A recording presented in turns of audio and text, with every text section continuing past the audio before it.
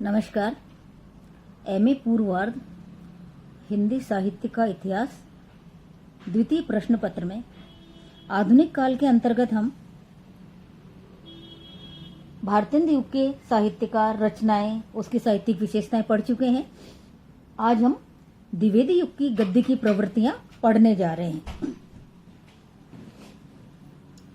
द्विवेदी युग के महान और युग प्रवर्तक पुरुष और नायक महावीर प्रसाद द्विवेदी माने जाते हैं। उन्हीं के नाम पर इस युग का नाम द्विवेदी युग पड़ा है। इस युग में कोई साहित्य का आंदोलन, गद्य अथवा पद्य ऐसा नहीं है जो कि प्रत्यक्ष अथवा परोक्ष रूप से इनसे प्रभावित न हुआ हो। साहित्यिक दृष्टि से इनके कृतित्व का भले ही अधिक महत्व नहीं है, परंतु ऐतिहासिक महत्व बहुत अधिक है। महावीर प्रसाद द्विवेदी और सब कुछ थे, किंतु कवि थोड़े कम थे। साहित्यिक दृष्टि से वे एक सफल अनुवादक और पत्रकार थे।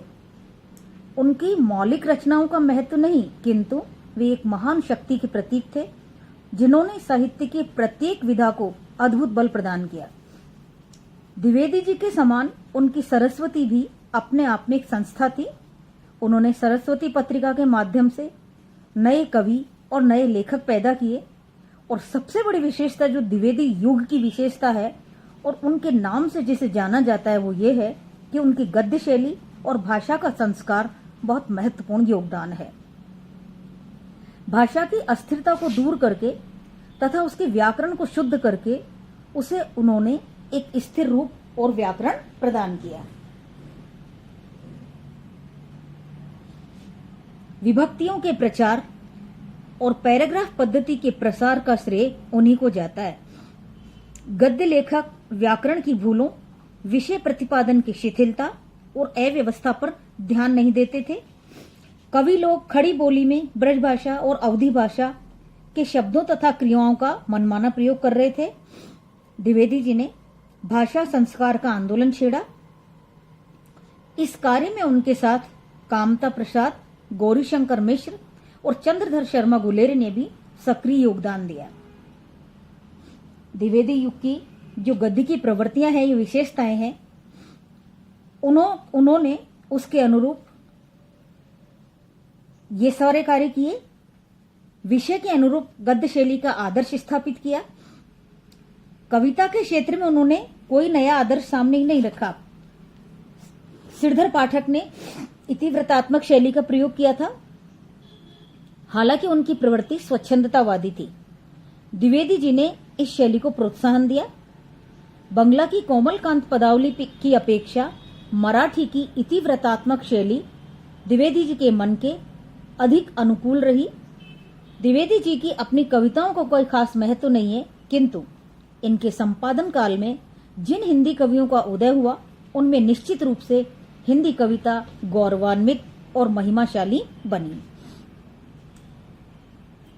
द्विवेदी युग की गद्य शैली की और विशेषताएं इस प्रकार हैं। द्विवेदी युग में राष्ट्रीय काव्य की जो आशातीत अभिवृद्धि हुई, उसका हेतु द्विवेदी जी न होकर उस युग के अन्य प्रतिभा संपन्न साहित्यकार है। द्विवेदी जी का महत्व जितना ऐतिहासिक है उतना साहित्यिक नहीं है, लेकिन आलोचना, निबंध, कविता तथा पत्रकारिता आदि के क्षेत्र में उनका केवल ऐतिहासिक महत्व समझना चाहिए। यही कारण है कि डॉक्टर नगेंद्र ने उन्हें द्वितीय श्रेणी का कलाकार कहा है। साहित्य की उपर्युक्त विधाओं में उसके अन्य प्रतिभावान साहित्य सृष्टाओं ने निश्चय ही द्विवेदी जी की अपेक्षा बहुत मूल्यवान योगदान दिया है। भाषा में अंतर विरोध की समाप्ति और उसके परिमार्जन तथा शैली निर्माण के कारण आचार्य के रूप में उनका महत्व असंदिग्ध है। भारतेंदु काल जनजागरण का काल था। उस समय जनता के सामने राष्ट्रीय का स्वरूप इतना स्पष्ट नहीं हो पाया था। द्विवेदी काल में आकर राष्ट्रीय भावना और आदर्श की रूपरेखा बिल्कुल साफ हो गई थी। अब तो स्वामी दयानंद जी ने भी धार्मिक दृष्टि से भारतीय गौरव की स्थापना कर दी थी।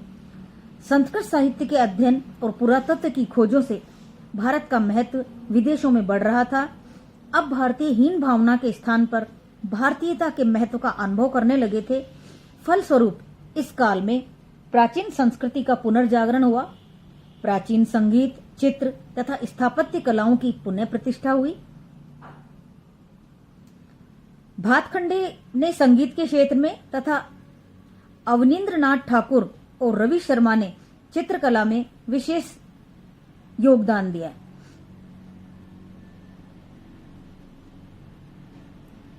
इस राष्ट्रीय आंदोलन के साथ हिंदी तथा हिंदू की भावना बढ़ी। अपने आप को भारतीय कहलाना उस समय गौरव की बात समझी जाने लगी। भारतेंदु काल में रूढ़ियों का विरोध करना सुधार तक सीमित था। अब साहित्य में नाना आदर्शों की सृष्टि हुई। उनमें एक स्वच्छंद भावना का विकास होने लगा। परंपरा को छोड़कर साहित्य में पौराणिक तथा ऐतिहासिक घटनाओं एवं चरित्रों को राष्ट्रीय आदर्श भावना की दृष्टि से उपन्यस्त किया जाने लगा। अब साहित्य में मध्य वर्ग के साथ साथ निम्न वर्ग के किसान, पीड़ित, दलितों का चित्रण होने लगा। समाज से भी देश प्रेमी नायकों को चुन लिया गया। राष्ट्रीय पुनर्जागरण की आंदोलन का देश और उसके साहित्य पर व्यापक प्रभाव पड़ा। द्विवेदी काल के साहित्य में अंग्रेजी साहित्य के प्रभाव से स्वच्छंद भावना का विकास हुआ। भारतेंदु काल के सुधारात्मक आंदोलनों से प्रेरणा प्राप्त करके अब काव्य में जीवन का अधिक व्यापक चित्रण होने लगा। इस काल के साहित्य में प्राचीन रूढ़ियों और निरंतर परंपराओं के प्रतिरोध की भावना है। साहित्य की प्रत्येक विधा में नैतिकता का साम्राज्य स्थापित होने लगा। कवियों ने अब जीवन मूल्यों और आदर्शों के प्रति अपनी भावना को अभिव्यक्त किया। इस युग के साहित्य में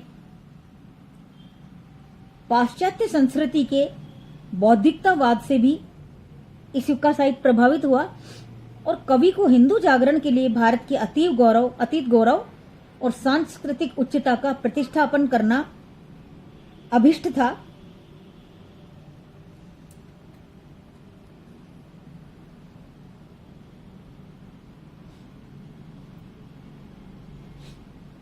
नवीन और साधारण विषयों को साहित्य का विषय बनाया गया।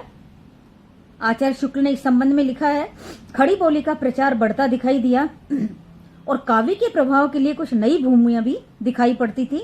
देश दशा, समाज सुधार, स्वदेश प्रेम, आचरण संबंधी उपदेश आदि तक नई धारा की कविता न रहकर जीवन के कुछ और पक्षों की ओर भी बढ़ी। त्याग, वीरता, उदारता, सहिष्णुता इत्यादि की अनेक पौराणिक और ऐतिहासिक प्रसंग पद्यबद्ध हुए, जिनमें बीच बीच में जन्मभूमि प्रेम, स्वजाति गौरव, आत्मसम्मान की व्यंजना करने वाले जोशीले भाषण रखे गए। इस युग में देशी और विदेशी भाषाओं के साहित्य की कविताओं का हिंदी खड़ी बोली में अनुवाद कार्य भी हुआ। आचार्य द्विवेदी का उद्देश्य हिंदी भाषा और साहित्य को समृद्ध बनाना था, अतः उन्होंने अनुवाद की प्रवृत्ति को भी प्रोत्साहन दिया। द्विवेदी जी के सामने दो प्रकार की शैलियां थी, बंगला की कोमलकांत पदावली और मराठी की वर्णन प्रधान इतिवृत्तात्मक शैली। द्विवेदी जी ने हिंदी साहित्य के लिए मराठी की वर्णन प्रधान इतिवृत्तात्मकता शैली को अपनाया। इस काल में अंग्रेजी साहित्य की कविताओं के अनुवाद की भी खूब परंपरा रही। श्रीधर पाठक गोल्ड स्मिथ के हेलमेट का एकांतवासी योगी, ट्रेवलर का श्रांत पथिक, डेजर्टिक विलेज का उजड़ ग्राम आदि रूप में सुंदर अनुवाद किया है। इस युग की जो सबसे महत्वपूर्ण घटना है वो खड़ी बोली के आंदोलन में खड़ी बोली के समर्थकों को जो सफलता मिली वह है। इन्होंने ब्रज भाषा को काव्य क्षेत्र में अपदस्थ करके साहित्य के गद्य और पद्य दोनों रूपों में खड़ी बोली का प्रयोग किया, परंतु अभी तक उसके रूप में परिष्कार संस्कार की आवश्यकता थी, जिसे द्विवेदी जी तथा उनके सहयोगी गुप्त और हरिओद ने पूरा किया। खड़ी बोली की पदावली के परिष्कार कार्य में महावीर प्रसाद द्विवेदी का नाम चिर स्मरणीय रहेगा। उन्होंने उर्दू और अंग्रेजी पढ़े लिखे लोगों को हिंदी में लिखने के लिए प्रोत्साहित किया। खड़ी बोली के व्याकरण सम्मत प्रयोग पर अत्यधिक बल दिया, वाक्य विन्यास को शुद्ध किया और विभक्तियों के संबंध में अपने विचार प्रकट किए। इस प्रकार उन्होंने खड़ी बोली के रूप को स्थिरता प्रदान की, उसमें स्वच्छंदता और परिपक्वता आई। इस समय से खड़ी बोली कविता की शैली में उत्तरोत्तर स्वच्छ, शक्तिशाली और अभिव्यक्तिपूर्ण होती गई।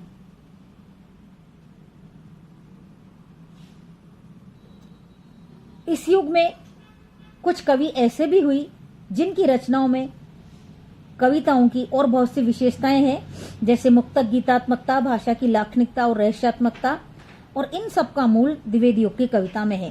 द्विवेदी युग के अंतिम वर्षों की रचनाओं में आधुनिक युग की छायावाद और रहस्यवाद की प्रवृत्तियां विकास करती है और प्रगतिवाद का संबंध भी इससे जोड़ा जाता है।